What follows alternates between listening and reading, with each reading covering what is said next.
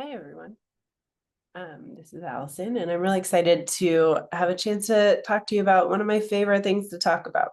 So, that's this piece of when we're trying to engage in this work that we're all engaged in right now of learning new ways of doing our jobs, whether that means our teachers or ourselves as leaders or the leaders we support.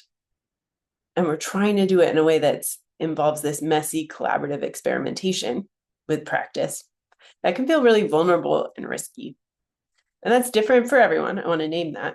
But as a whole, a lot of people can feel that that's pretty vulnerable and risky to do.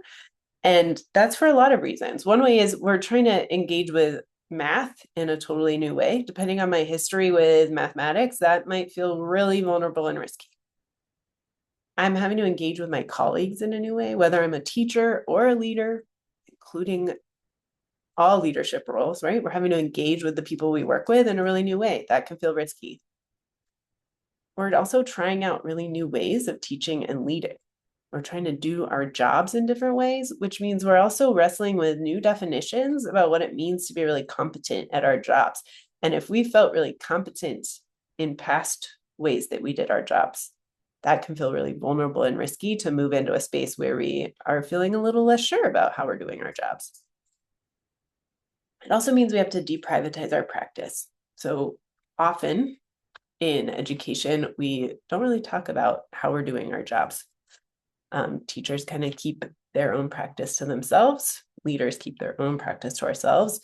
Engaging in collective experimentation means we have to open up and share our practice with others, whether that means we're talking about our practice or we're actually in the classroom or in a professional learning space, really letting folks see our practice.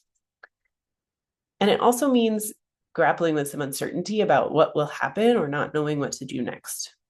That's that experimentation piece, right? I'm going in, I'm trying a math task that I've never tried before, and I don't know how it's going to feel or what's going to happen or if I'm going to know what to do. That can feel really vulnerable and risky. So given all of this, it's useful to think about, if we go back to our learning goals for teachers or leaders, any educator, part of what we're trying to what learners need to do is, if we think about our Venn diagram of different kinds of learning, we're needing to support people to become a different kind of learner often. Okay, so here on this slide we see some ways that we often, depends on where you've worked, think about learning for adults especially, but also kids in schools. So I learn by myself. I have to pretend I have it all together. I definitely want to avoid any space where I might feel judged. And that includes like evaluative conversations or collective conversations about things we tried in our classrooms or in our practice. And I stick with what feels comfortable and certain. If I'm in this space in terms of my identity as a learner, this is how I think I need to show up. It's going to be really hard for me to engage in collaborative experimentation. So a way to think about the shift we're trying to support people with is a shift towards I learn with others. I feel willing to be vulnerable in what feels new or messy or uncertain. And also this feeling of it feels so useful and fun, and hopefully this sense of relief to be able to try things out with my colleagues and reflect and puzzle through it and try again. Hopefully we're supporting people to see how fun and useful that is, not as something that's scary or might include judgment, right? And I intentionally put our wavy trajectory arrow here because this is not, hope this was already obvious, this is not something that's going to happen overnight. It's going to happen over a long period of time, right? And there's going to be some ups and downs. And some days I feel more willing to engage in this experimentation, and some days it feels more scary, okay? And that's going to be different for everyone. But in terms of our role as leaders, this question emerges of how can we support our colleagues, whether it be teachers or other leaders we're working with, to engage in this messy collaborative experimentation. And I have the unfortunate news for you that there's no recipe or checklist. How we do this is going to really depend on who we're working with and what the exact situation is and how things are unfolding in that particular context. Okay. Also going to depend who you are and how you show up in these spaces, because we want it to be authentic to you. So with this question in mind, some colleagues and I back at University of Washington tried to see, well, is there a way we can see what really experienced facilitators of this kind of work are doing to help us think about supporting other people to learn this kind of practice? So what we did is we looked at 4 experienced facilitators of collaborative teacher learning, and they were all working in contexts where teachers were engaging in trying out new teaching practices together with children present. So they were all going to classrooms together to try out new ways of teaching math. Okay. We started by really digging into existing research on building trust and fostering risk-taking, both in schools and more broadly. And then we use that as a frame to look really closely at the video of the facilitators practice. And we did interviews with those facilitators to try to understand what they were thinking, how they thought about the decisions they made in these moments of practice, how they decided what to do. And from there, we identified common goals of facilitator practice. So I want to dig into why we decided to focus on goals. This is instead of, I want to just name this. Sometimes we're given these like, here's the things to say, or here's the things to do. And often that ends up feeling, I think, a little not that useful when we're trying to decide what to do in our contexts. So instead, what we experimented with here is what if we can identify the goals that everyone's working towards? And there might be a lot of different ways to accomplish those goals. So that's the 2 pieces. There's 2 pieces I want to emphasize here. So the first one is what I just said. There's many ways to contribute to these goals. Depends on who you are, what your relationships are with people, who's in the space, how they're interacting, what's happening, what happened before, what you know is happening next week, right? All of those things matter. And the other thing to name is we're always juggling a lot of competing goals. And sometimes we have to decide ahead of time which ones we want to really focus on based on who we're working with. And sometimes it's a really in the moment decision about what to prioritize. And this is where I want to make a little connection to, for those of us who have heard Deborah Ball talk about discretionary spaces that teachers are in, right? These spaces where we have discretion about how we show up, what we do, what we say. Teachers, as Deborah Ball does such a beautiful job of talking about, have thousands of these moments. So do leaders. Okay, so if we just think, just to tie it back to teaching, because I think that's useful. For teachers, Deborah always uses that example of a kid sharing a strategy that's an idea that's not correct, but still useful. How you respond requires you to juggle a lot of different goals, right? There's a lot of different ways you could respond to that. If my goal is to tie it back to what the piece here about engaging in experimentation, if I'm thinking about wanting to make sure this student continues to show up and feel willing to share her ideas in the space, then I'm going to make really careful decisions about what I do or say in relation to that goal. If that's not a goal I have, then I'm going to make some other decisions, right? And how I support that kid to keep showing up in messy experimentation is going to depend on who she is, what I know about her, my relationship with her when it is in the school year, who the kid that who my other kids are, how they're going to show up, right? I'm going to need to take in all of that information and that's going to shape how I work towards that goal of supporting that kiddo to keep showing up and keep being willing to take risks and share her ideas. So the same is true when we're working with teachers or our colleagues. So this is the tool that comes out of that article, that study that we did. Now I'm going to break it down a little bit here. So, in the middle, we have the big goal, right? Which is foster willingness to engage in collaborative experimentation. What we saw, and this was connected to research on trust and risk-taking, is that there were kind of 3, I would say maybe sub-goals. I don't know why that keeps showing up, giving away the next step.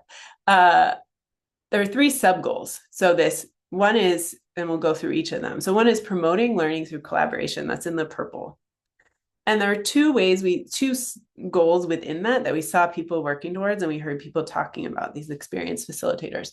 So one was to really make sure to publicly value learners' experience and expertise. So that might sound like asking folks, what do you think might happen? What do you know a lot about kids? and how they engage in math, what are they going to say? What should we be prepared for?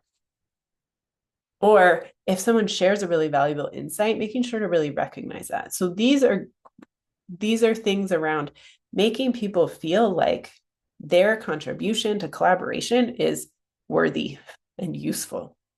Okay. Another layer of this is nurturing shared purpose. So this is building this sense that we are working on this together. And the key word here is we. So something to pay attention to is how much am I using pronouns like you or I, and how much am I using the pronoun we.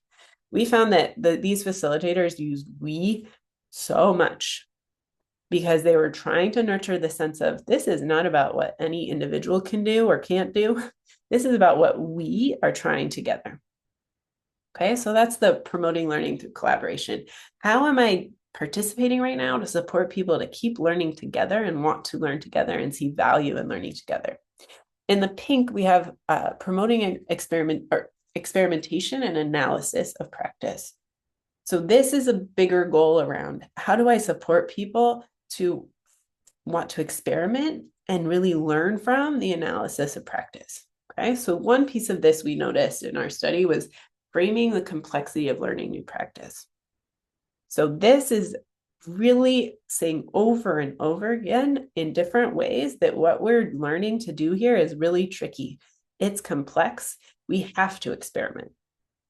So it might mean asking what feels tricky about this. It might mean framing, ooh, when we go and try this new thing, it's going to feel really messy. That's because we're learning something really complicated. These are kinds of things that can frame for people, oh, it's okay that this feels hard.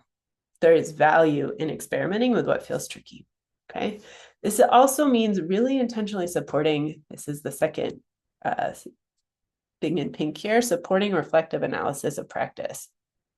So this means really thinking about what are the questions I'm going to ask to get people to really dig into what did we learn from trying that out, so that they can see the value in trying something and reflecting on it. They can see what they learned from that. So it might mean asking things like, how did kids respond when we tried this? Or, wow, trying that really helped us learn X. Okay.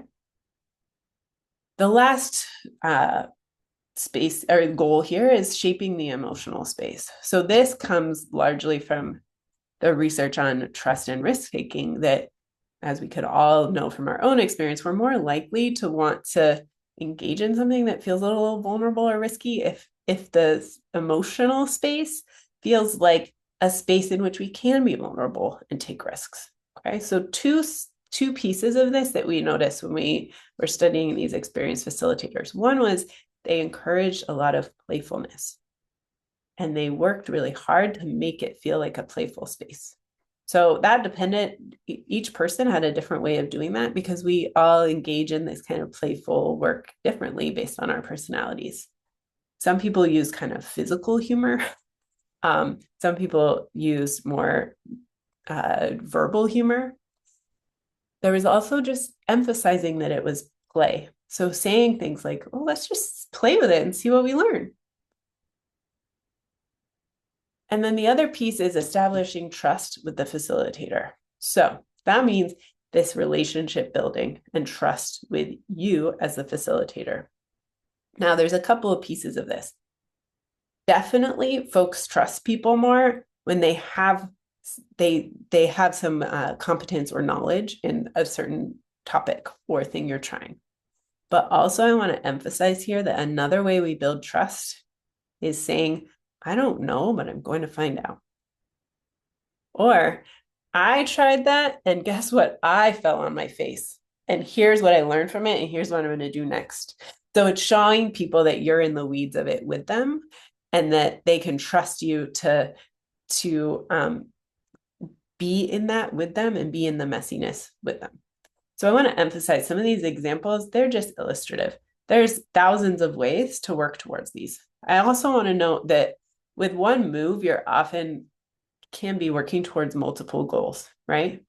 So if you notice this under playfulness, let's just play with it and see what we learn. Notice how that's also working towards nurturing shared purpose because I'm using this we, and I'm using And I'm also using this playfulness, and I'm also pushing on this idea of experimentation, right? Let's see what happens. So often these are overlapping. We're working towards multiple goals at the same time. But this is a way to think about what we're trying to do in our practice. Rather than what to do, it helps us think about what are we trying to work towards? And there's lots of different ways we could get there. I want to be clear, though. We want to be careful not to have this be a way we fall into this trap around this. This is a magical thing that will fix everything, right? These are goals we work towards over a long period of time.